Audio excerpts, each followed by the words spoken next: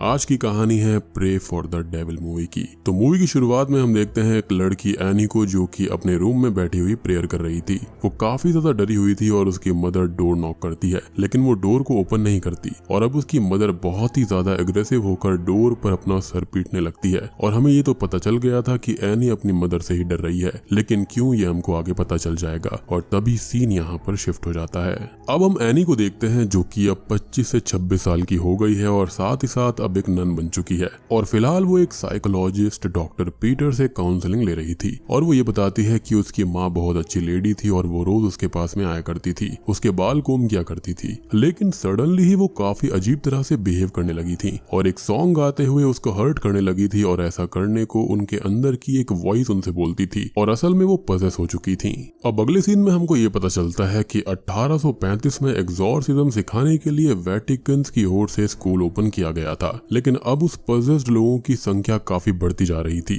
तो उसी जगह को एक ऐसा स्कूल बनाया गया था जहां पर ऐसे पजेस्ड लोगों को रखा जाएगा और वहीं उनकी देखभाल होगी और नन्स उनकी देखभाल करेंगी। यहाँ पर प्रीस्ट एग्जॉर्सिज्म सीख कर उन लोगों को ठीक किया करेंगे। खैर अगले सीन में एनी को दिखाया जाता है, जो कि अब तक कॉन्वेंट में रहा करती थी और वो तभी स्कूल के अंदर आ जाती है। हालांकि वो एक नन होती है और उसका एग्जॉर्सिज्म से कोई भी लेना देना नहीं होता, लेकिन उसका मन एग्जॉर्सिज्म के लिए काफी ज्यादा क्यूरियस रहता है। खैर अब यहाँ पर हम क्लास में उसको देखते हैं, जहाँ पर डॉक्टर पीटर सबको विचक्राफ्ट, एग्जॉर्सिज्म और रिचुअल्स की हिस्ट्री के बारे में बता रही थी। और यहाँ पर वो बोलती है कि स्कूल के अंदर जिन पजेस्ड हुए पेशेंट्स को रखा जाता है, उन लोगों का पहला साइकोलॉजिकल फिजिकल एग्जामिनेशन होता है, जिसके अंदर अगर वो ठीक है तो फिर उन्हें एग्जॉर्सिज्म के लिए भेजा जाता है। यहाँ पर बहुत सारे पेशेंट थे, जिनमें से कुछ का ध्यान एनी रख रही थी। और यहाँ पर कुछ टाइम पहले ही एक पेशेंट नैटली आई हुई थी, जो कि 10 साल की बच्ची है और एनी उससे बात करके उसको चीयर अप करती है, उससे हंसी मजाक करती है, जिससे वो काफी खुश रहा करती थी और उसे अपना फेवरेट पर्सन बोलती थी स्कूल के अंदर। अब रात को एनी अपने रूम में थी कि तभी उसे किसी के पुकारने की आवाज आती है और साथ ही साथ कुछ आहट बाहर सुनाई देती है, जिसको वो चेक करती है, लेकिन वहाँ पर कोई भी नहीं मिलता।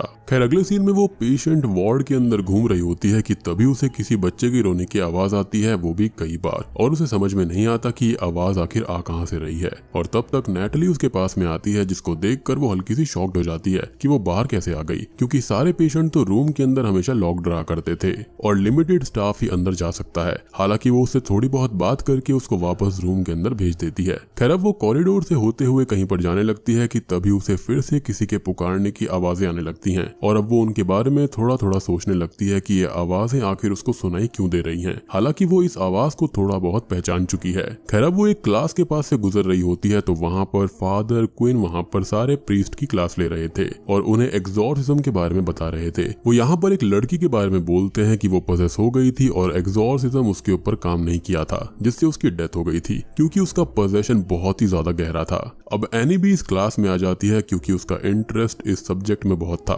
फादर क्वीन उसको नोटिस कर लेते हैं, लेकिन उसको कुछ नहीं कहते। वो बोलते हैं कि जब हम किसी पोजेस्ड के सामने आ जाते हैं, तब हम एक तरह से किसी बैटलफील्ड के अंदर जाते हैं, जहां पर हमें अपने सारे अटैक्स तैयार रखने होते हैं और हमें गॉड के वर्ड्स को हमेशा याद रखना होगा, क्योंकि डेविल या फिर उसके डीमंस हमको डिस्ट्रैक्ट करने की कोशिश करेंगे और अलग अलग ट्रिक्स और ट्रैप से हमको कमजोर करेंगे, लेकिन हमें उनका सामना अच्छे से करना होगा और गॉड में फेथ रखना होगा। तभी हम किसी पोजेस्ड पर्सन के एग्जॉर्सिज्म को ठीक से कर सकते हैं, जो कि बहुत सारे केसेस में नहीं हो पाता और विक्टिम मारा जाता है। खैर उसके बाद में अगले सीन में हम एनी को उसी लड़की की केस रिपोर्ट और रिकॉर्डिंग चेक करते हुए देखते हैं, जहां पर उसने भी वॉइस के बारे में कहा था, जो कि उसको सुनाई देती है। और हम एनी का एक फ्लैशबैक देखते हैं, जहां पर वो डॉक्टर पीटर्स को बता रही थी कि उसकी मदर को भी पोजेशन के अंदर वॉइस सुनाई दिया करती थी, जो कि उनसे ये बोला करती थी कि वो उनको नहीं चाहती, बल्कि एनी को लेना चाहती है, क्योंकि वो गॉड की चोजन सोल्जर है। वो अब और केसेस की रिपोर्ट को देखने लगती है, लेकिन वहाँ की लाइब्रेरियन नन उससे ये बोलती है कि जो डॉक्यूमेंट्स उसने पढ़े हैं वही बाहर हैं, बाकी के क्लासिफाइड हैं, तो वो उसे नहीं देखने दिए जा सकते।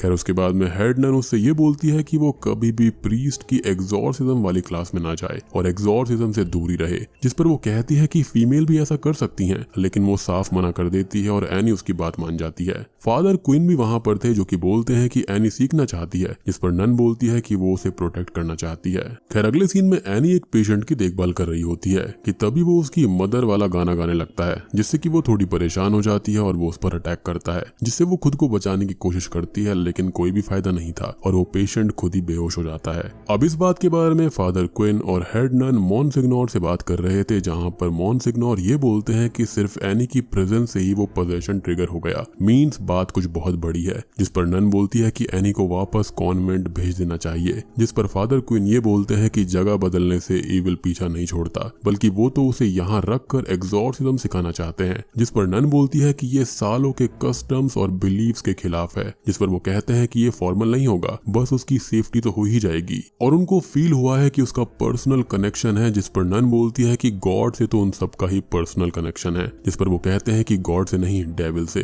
और एनी का यहाँ पर डेविल से पर्सनल कनेक्शन होता है। अब अगले सीन में एनी एग्जॉर्सिज्म की क्लास के लिए जाने लगती है, लेकिन फादर डांटे को छोड़कर बहुत सारे मेल स्टूडेंट इससे नाखुश होते हैं। अब क्लास के बाद फादर क्विन उन सभी स्टूडेंट्स को रियल एग्जॉर्सिज्म की झलक दिखाने के लिए दूसरे फ्लोर पर ले जाते हैं, जहाँ पर सिक्योर्ड चेम्बर्स में सबसे ज्यादा डेंजरस पोजेशन वाले लोगों को रखा जाता था, और यहाँ पर रखा गया था नैटली को, जिसका पोजेशन काफी ज्यादा बढ़ चुका था। अब फादर क्विन डांटे और रेमंड को एग्जॉर्सिज्म के लिए चूज करते हैं और उन्हें बताते हैं कि जब जब किसी का बैप्टिज्म होता है होली वाटर से, असल में वो फायर से बैप्टिज्म होता है, और ल्यूसीफर का मतलब है बियरर ऑफ लाइट, और वो सबके डीपेस्ट सीक्रेट्स और सिंस को जानता है और उन्हें ही वो उस पर्सन के खिलाफ इस्तेमाल करके उनकी सोल को तोड़ता है। तो वो इस चीज का खास ख्याल रखें। खैर अब वो दोनों एग्जॉर्सिज्म के लिए चेम्बर के अंदर जाते हैं और अपनी प्रेयर्स और राइट शुरू करते हैं, लेकिन पजेस हुई नैटली पर उनका कोई भी असर नहीं होता और वो अब उन लोगों को हॉन्ट करने लगती है। उस चेम्बर की विंडो का ग्लास ऐसा था जिससे आर पार नहीं देखा जा सकता था, हालांकि दूसरी साइड से लोग अंदर देख सकते थे, और एनी वहां पर खड़ी ये सब देख रही थी कि तभी नैटली विंडो के पास आती है, मींस वो आर पार देख पा रही थी, जो कि ऑब्वियस है क्योंकि उसको डेविल ने पजेस किया हुआ था। और वो वहां पर आकर पहले तो उसको डराती है अपनी आंखों पर हाथ रखकर, और उसकी हाथों से कीड़े निकलने लगते हैं, और फिर डेविल एनी से ये बोलता है कि वो उसे उसके अंदर आने दे, मींस कि वो उसको पोजेस करने दे। खैर अब फादर क्विन रूम के अंदर आ जाते हैं क्योंकि बात अब बस के बाहर चली गई थी, लेकिन वो उन पर भी अटैक कर देती है और अब एनी अंदर आती है और नैटली से बात करने लगती है कि वो होश में आ जाए, और अब वो होश में आने भी लगती है, लेकिन उसके बाल उसके ही मुंह में जाने लगते हैं, जिससे डांटे और रेमंड पकड़ लेते हैं और फादर क्विन अपने राइट्स पढ़ते हैं, जिसके साथ ही नैटली होश में आ जाती है और वो दोनों बाल बाहर निकाल रहे थे जो कि बाहर निकल आते हैं, जिन्हें असल में एक डिमोनिक हाथ ने पकड़ा हुआ था, जो कि उसके अंदर का डीमन था। अब यहाँ पर कंफ्यूजन ना हो इसलिए बता दूं कि डेविल की बात हुई है और डीमन का भी नाम आ रहा है, जो कि अलग अलग होते हैं। तो डेविल यहाँ पर स्वयं लूसीफर है और डीमन उसके पाशिंदे हैं, और उससे ही उन्हें ताकत मिलती है, और अगर उन्होंने किसी को पजेस किया है तो पीछे डेविल जरूर होगा, और इस मूवी के अंदर पूरा खेल डेविल का ही है। खैर अब कुछ ही देर के बाद में रेमंड, डांटे और एनी बाहर बैठकर बात कर रहे थे, जहां पर डांटे बोलता है कि एनी का तरीका काम कर गया क्योंकि नैटली कहीं ना कहीं अंदर मौजूद थी। अब वो अपनी बहन के बारे में भी बताता है कि उसकी बहन का असॉल्ट हुआ था, जिससे कि वो प्रेग्नेंट हो गई थी, और फिर उसने बच्चा भी खो दिया, जिससे कि वो अपनी बहन के लिए काफी परेशान रहता है। अब रात को एनी को एक नाइटमेयर आता है जहाँ पर उसकी मदर उसको हॉन्ट करती है और वो इससे काफी ज्यादा परेशान थी। खैर नेक्स्ट मॉर्निंग वो नैटली के साथ में होती है और उससे पूछती है कि उसे कैसा फील हो रहा है, जिस पर वो कहती है कि उसे एक नाइटमेयर आया था जिसके अंदर वो एक जगह पर है जहाँ पर बहुत सारे लोग हैं और वो चिल्ला रहे हैं, और साथ ही साथ एक आवाज भी सुनाई दे रही होती है, और वो उसे काफी टेरिबल चीजें दिखाती है, बोलती भी है और करने को भी कहती है। और वो आगे ये कहती है कि एनी भी वहां पर थी, लेकिन वो भी स्क्रीम कर रही थी, जिसको सुनकर एनी थोड़ी और परेशान हो जाती है। इसके बाद में वो अपने नोट्स बना रही होती है कि ऐसे पोजेशन में लोग क्या फेस करते हैं और उनके साथ में क्या होता है, और फादर डांटे की हेल्प से वो क्लासिफाइड फाइल्स को भी देख लेती है, जहाँ पर उसको ये पता चलता है कि बहुत से लोग सीरियस हो जाते हैं जिन्हें वेटिकन भेज दिया जाता है, लेकिन वहां भी ठीक नहीं होते और फाइनली मारे जाते हैं। और वो इससे परेशान हो जाती है क्योंकि नैटली की हालत काफी खराब हो रही थी और उसको भी वेटिकन भेजा जाना था, वो भी बहुत जल्दी।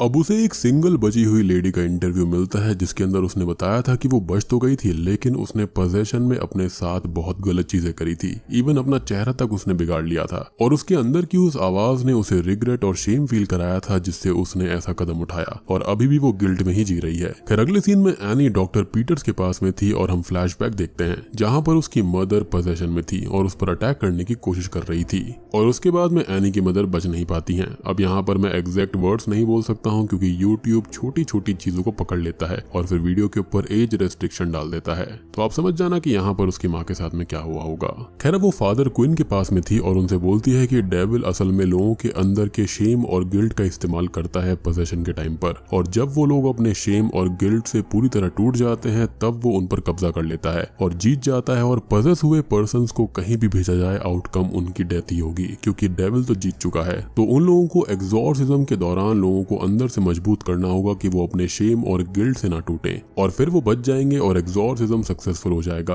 और यहाँ पहले तो फादर क्वीन को उसकी बातें समझ नहीं आती और उनका एक सबसे बड़ा सवाल था कि एक 10 साल की बच्ची को क्या ही गिल्ट और शेम होगा क्योंकि वो मन से साफ होते हैं। तो इस केस के अंदर कैसे डेविल ने उसके ऊपर कब्जा किया हुआ है, अब इसका जवाब किसी के पास में नहीं था, लेकिन जो इसका रीजन है वो बहुत बड़ा है जो कि हम थोड़ी देर में जानेंगे। खैर अब एनी की बात यहाँ पर फादर डांटे ने सुन ली थी और वो उससे ये कहते हैं कि उनकी बहन भी पजेस्ड हो चुकी है और वो उनकी हेल्प कर दे ताकि उसकी बहन इससे फ्री हो जाए, जिस पर एनी मान जाती है। अब वो दोनों डांटे के घर जाते हैं और उनकी बहन से मिलते हैं जहाँ पर एनी उससे बात करने लगती है और डांटे एग्जॉर्सिज्म शुरू करता है जहाँ पर उनकी बहन को असल में गिल्ट, शेम और दुख था और उनको दुख इस बात का था कि उनके साथ में असॉल्ट हुआ था और फिर उन्हें अबॉर्शन कराना पड़ा और डेविल उसका इस्तेमाल करके उसको टॉर्चर कर रहा है, उसके बच्चे को उसके अंदर फील कराकर जो कि सिर्फ उसको हर्ट करना चाहता है। एनी उससे बात करने की कोशिश करती है, उसको संभालती है कि वो ठीक है, गॉड की नजर में वो बिल्कुल भी गलत नहीं है और वो उसे अभी भी चाहते हैं, और डेविल उसे सक्सेसफुल होता देखकर चिढ़ जाता है और अब उनके आसपास की चीजों से उन पर अटैक करता है। लेकिन अब तक वो खुद के बारे में गलत सोचना छोड़ देती है और ठीक हो जाती है, जिससे वो दोनों बहुत ज्यादा खुश होते हैं एज उन्होंने एक पहली जान तो बचा ली थी। और डांटे की बहन यहाँ पर उनकी काफी शुक्रगुजार होती है। अब वो दोनों बाहर बैठकर बात कर रहे होते हैं जहाँ पर एनी अपने बारे में बताती है कि उसकी माँ की डेथ के बाद वो अकेली हो गई थी और फिर उसे फॉस्टर होम ने अडॉप्ट कर लिया था, लेकिन 15 साल की उम्र में आते आते उसको नशे की लत लग गई थी और वो गलत रास्ते पर निकल पड़ी, जिस दौरान किसी ने उसका असॉल्ट किया या फिर क्या हुआ उसको याद नहीं, जिसके बाद में वो प्रेग्नेंट हो गई थी जिससे उसकी लाइफ में काफी मुश्किलें आई थी और उस फॉस्टर फैमिली ने उसे घर से निकाल दिया था। अब उसको सहारा दिया था नन्स ने और फिर उसने एक बच्ची को जन्म दिया जिसे वो पालना नहीं चाहती थी और उसने टूटे दिल और भरे मन से अपनी बच्ची को छोड़ दिया जिसे उन्हीं नन्स ने गोद ले लिया था। और तब उसने फैसला लिया कि वो भी इनकी तरह ही एक नन बनेगी और गॉड, ह्यूमंस और ह्यूमैनिटी की सेवा करेगी। साथ ही साथ अपनी बच्ची को छोड़ते टाइम उसने उसके पास भी एक क्रूसीफिक्स छोड़ा था जो कि वो बचपन से अपने साथ रखा करती थी और वो तब से ही प्रेयर्स कर रही है कि कभी गॉड उसे माफ कर दे उसकी गलतियों के लिए, जिस पर डांटे बोलता है कि गॉड उसे माफ कर चुके हैं क्योंकि उसके अंदर उसे लाइट दिखाई देती है गॉड की। अब एनी अपने रूम में थी कि तभी उसे अपनी मदर के विजन्स आने लगते हैं और उसकी आंख से कुछ चीज भी बाहर आती है जिससे वो थोड़ी परेशान हो जाती है और हम उसकी मदर की स्पिरिट को उसके पास खड़ा हुआ देख पाते हैं।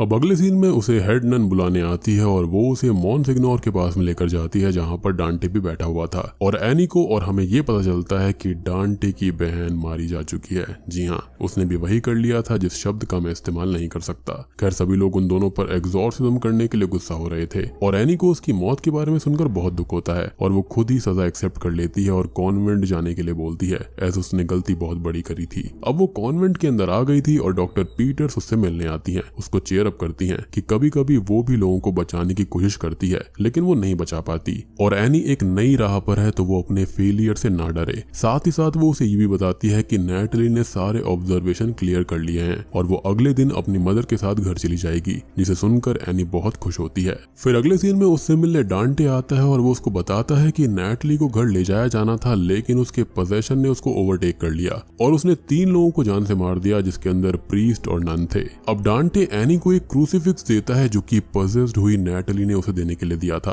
और अब एनी उस क्रूसीफिक्स को देखकर समझ जाती है कि नैटली असल में उसकी ही बेटी है और अब हमको जवाब मिल गया है कि डेविल को उस बच्ची में कोई गिल्ट नहीं मिला था बल्कि वो तो उसके सहारे एनी तक पहुंचना चाहता था और उसे नैटली के नाम से तोड़ना चाहता था। अब वो डांटे के साथ नैटली को बचाने निकल पड़ती है क्योंकि वो किसी भी कीमत पर उसको कुछ नहीं होने दे सकती थी। अब नैटली को एक सीक्रेट चेम्बर के अंदर ले जाया जाता है जहाँ पर उसका एग्जॉर्सिज्म चल रहा था और इस जगह पर 1835 के टाइम से ही विचक्राफ्ट और एग्जॉर्सिज्म किए जाते थे। अब वहाँ पर रेमंड के साथ कुछ प्रीस्ट होते हैं और उनके राइट्स का नैटली पर कोई भी असर नहीं पड़ रहा था। तभी वहाँ पर एनी आ जाती है और डेविल का प्लान सक्सेसफुल हो गया था और वो पहले तो तो इन प्रीस्ट को अपनी पावर से दूर फेंककर जान से मार देता है। अब एनी उसके पास जाती है और नैटली से बात करने की कोशिश करती है, लेकिन डेविल ही उससे बात करता है और पूछता है कि उसने अपनी बेटी को क्यों छोड़ दिया था और ये बात वो सबको बताए। और यहाँ पर हमको पता चलता है कि एनी की मदर ने खुद को इसलिए मारा था ताकि डेविल उस तक ना पहुंच पाए और उसने असल में अपनी बेटी को बचाने के लिए सैक्रिफाइस दिया था, क्योंकि यहाँ पर एनी खास होती है और इसलिए ही एनी ने भी नैटली को इसलिए ही छोड़ा ताकि वो सेफ रह पाए, क्योंकि वो जानती थी कि ये आवाज यानी कि डेविल उनके पूरे खानदान का पीछा करेगी। लेकिन डेविल उसके पीछे पड़ा ही रहा और इवेंचुअली वो अपने प्रे के सामने था। अब एनी अपनी माँ की तरह ही अपनी बेटी को भी बचाना चाहती थी और वो डेविल को अपने अंदर आने के लिए इनविटेशन दे देती है और डेविल उसके अंदर जाकर उसको पजेस कर लेता है। अब डांटे नैटली को बचाने के लिए उसे यहाँ से लेकर भागने लगता है, लेकिन डोर्स यहाँ पर खुद पे खुद लॉक हो जाते हैं, तो वो उसको छोटी सी जगह से बाहर निकालकर छुपने के लिए बोलता है। अब पजेस हुई एनी उसको भी मारने आ रही होती है और डांटे उसको रोकता है, लेकिन वो पहले ही बाहर आ गई थी और नैटली को पकड़कर उसे एक पूल में डुबाने लगती है, जो कि असल में उस वक्त का बैप्टिज्म पूल था और वो उसे वहां पर डुबाकर जान से मारने लगती है। अब एनी तो पूरी तरह से पजेस हो चुकी थी और डांटे अंदर बंद था, तो नैटली को यहाँ पर बचाने आएगा कौन? तो यहाँ पर उसे बचाने आती है एक आवाज जो कि उसकी ग्रैंड माँ की थी, यानी कि एनी की माँ की, जो कि हमेशा से ही उसके पास थी और ये हमने देखा भी था कि उसकी माँ की स्पिरिट उसके आसपास थी, जो कि उसको हमेशा प्रोटेक्ट किया करती थी। और अब एनी थोड़ी थोड़ी पोजेशन से जागने लगती है और उसे अपनी फैमिली के, अपने मदर के अच्छे मोमेंट्स याद आने लगते हैं जिन्होंने उसे बचाने के लिए अपनी जान दी थी। और अब उनसे हिम्मत लेकर एनी डेविल से लड़ने लगती है। डेविल उसकी बॉडी पर लगभग पूरा कंट्रोल ले चुका था, लेकिन एनी उसे लड़ने की पूरी कोशिश कर रही थी और अब वो फाइनली खुद के फोरहेड पर वही नैटली का क्रूसीफिक्स लगाने लगती है और उस होली वाटर के पूल में जंप कर देती है और इस तरह से वो बैप्टाइज हो गई थी, तो डेविल उसके अंदर से निकल जाता है। अब अगले सीन में एनी हॉस्पिटल के अंदर थी और नैटली उसके पास में आती है, जिसे उसने सच नहीं बताया था कि वो उसकी माँ है, ताकि वो हमेशा खुश रह पाए, और नैटली उसको थैंक यू बोलकर चली जाती है। खैर अगले सीन में एनी मोनसिग्नोर के पास में थी और यहाँ पर उसने जिन लोगों की जान बचाई और कैसे उसने अपनी जान की परवाह ना करते हुए डेविल को हराया था, इससे सभी लोग इम्प्रेस्ड हो गए थे। और मोनसिग्नोर उसको ये बताते हैं कि उसे वेटिकन भेजा जा रहा है, जहाँ पर वो एग्जॉर्सिज्म को अच्छे से सीखेगी और पहली फीमेल एग्जॉर्सिस्ट बनेगी इन 7 सेंचुरीज में, जिससे कि और सब लोग बहुत ज्यादा खुश थे। अब वो वेटिकन के लिए रवाना हो जाती है और फादर क्वीन उससे बात करते हैं, जो कि उसके लिए बहुत खुश थे और उसे एक टिप देते हैं कि अब उसे बहुत अलर्ट रहना होगा, क्योंकि अगर वो डेविल को जान चुकी है तो अब डेविल भी उसको जानता है और वो उसका पीछा नहीं छोड़ेगा। और ये टिप लेकर एनी एयरपोर्ट के लिए निकल जाती है, लेकिन ट्रैफिक के अंदर उसकी कैब रुकती है और उसे एक पजेस्ड हुई लेडी दिखाई देती है। साथ ही साथ उसका कैब ड्राइवर भी पजेस्ड हो गया था और असल में ये सब हेल के सोल्जर्स होते हैं जिन्हें डेविल ने भेजा था। और एनी भी अपना होली क्रॉस लेकर तैयार हो जाती है और तभी उसके ऊपर पजेस हुए ह्यूमंस अटैक कर देते हैं और बूम। इसी के साथ में prey for the devil movie खत्म हो जाती है।